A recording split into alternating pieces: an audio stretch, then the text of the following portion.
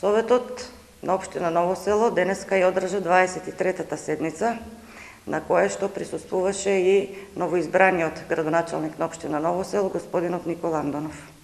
На почетокот на седницата, градоначалникот се обрати до сите советници и побара соработка со сите членови на Советот, без разлика на која политичка партија припаѓаат.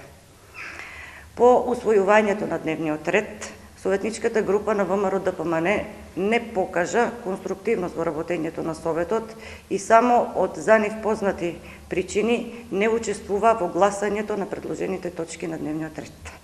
Иако на дневен ред беа предложени точки кои што се однесуваа на развој на општина Ново село и кои што се однесуваа на подобрувањето на условите на граѓаните на општина Ново село, како што е стратешкиот документ на општина Ново село за развој на општината за период од 2019 до 2022 година. Дури Советничката група на ВМРО-ДПМН не поддржа барање од лица болни на кои што ми е потребна финансиска помош и парични средства за лекување во странство.